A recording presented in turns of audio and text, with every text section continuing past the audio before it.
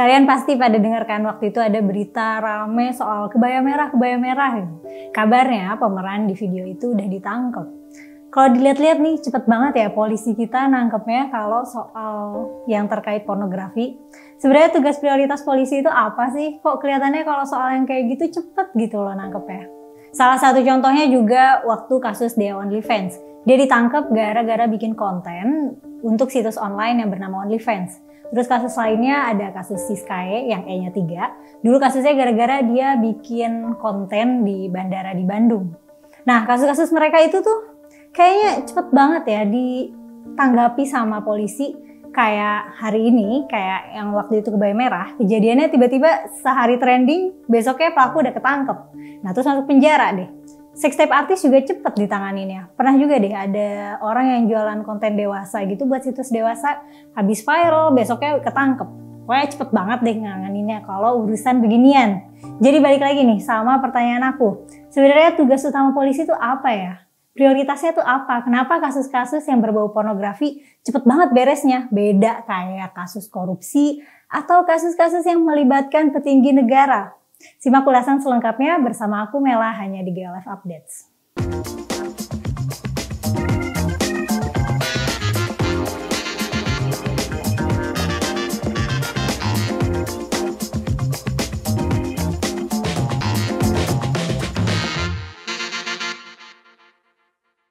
Indonesia Police Watch atau yang biasa disingkat IPW menilai kemunculan berbagai tagar di media sosial untuk mengkritik kinerja Polri menunjukkan masih rendahnya profesionalisme kerja anggota kepolisian. Ketua IPW Sugeng Teguh Santoso mengatakan rendahnya profesionalisme itu ditunjukkan dari penegakan hukum yang sangat dipengaruhi oleh tekanan publik.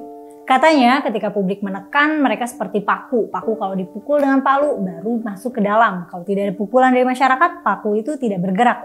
Nah menurutnya tekanan publik dilakukan masyarakat dengan memviralkan berbagai kinerja kepolisian yang dinilai mengecewakan. Ia juga membenarkan bahwa dalam perkara-perkara tertentu memang benar ada tekanan publik baru polisi bergerak.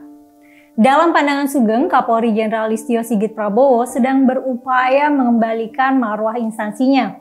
Sugeng berpendapat Listio ingin melakukan reformasi kultural di tubuh Polri. Bahkan, lanjut Sugeng, masih banyak laporan masyarakat yang macet atau tidak ditangani. Di Polres-Polres masih terjadi pelanggaran pelayanan publik atau laporan diabaikan, tidak ditindaklanjuti, atau laporan menggantung bertahun-tahun. Diketahui Kapolri Jenderal Listio Sigit Prabowo memberikan perhatian atas munculnya berbagai tagar di media sosial terkait kinerja kepolisian. Ia meminta seluruh jajarannya terbuka atas masukan dan kritik yang disampaikan oleh publik tersebut. Kapolri Jenderal Polisi Listio Sigit Prabowo langsung menggelar Vikon Commander Wish bersama seluruh pejabat utama Mabes Polri, para Kapolda hingga jajaran Kapolres di wilayah terkait program kerja yang akan diimplementasikannya selama masa jabatannya. Nah, kembali lagi ke pertanyaan, sebenarnya prioritas polisi itu apa sih? Kalau yang benernya ya, prioritas Kapolri itu presisi, yaitu prediktif, responsibilitas, transparansi, berkeadilan dengan bertujuan menata kelembagaan, perubahan sistem dan metode organisasi, menjadikan sumber daya manusia Polri yang unggul di era Polis 4.0, perubahan teknologi kepolisian modern, peningkatan kinerja pemeliharaan keamanan dan ketertiban masyarakat, peningkatan kinerja penegakan hukum, pemantapan dukungan Polri dalam penanganan COVID-19, serta pemulihan ekonomi nasional. Nah, ngomong-ngomong soal pornografi yang cepet banget dituntasinnya ketimbang kasus-kasus lain yang bikin heboh tapi sampai sekarang belum selesai juga. Nah apa aja nih kasusnya? Nah kalian masih ingat kan kasus pembunuhan Munir? Udah 17 tahun loh, bayangin 17 tahun sampai sekarang belum diketahui siapa otak pembunuhan Munir.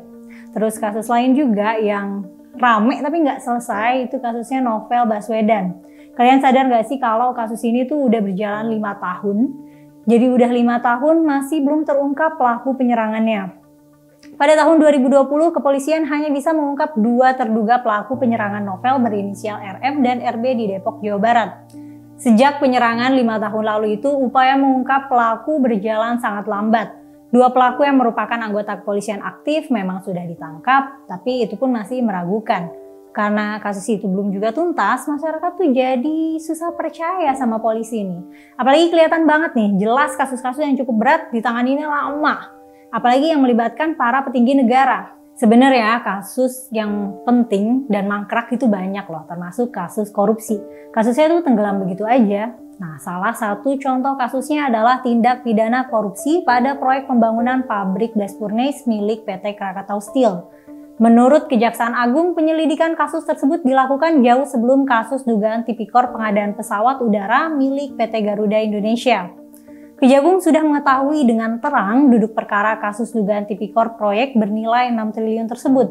Krakatau Steel, pelaku utamanya ini perusahaan Cina dan menggunakan juga keuangan bank Cina. Lebih lanjut, Kejagung mengatakan dalam menunjang proses penyelidikan, Kejagung sudah memeriksa puluhan saksi mulai dari direktur utama, komisaris hingga pelaksana proyek.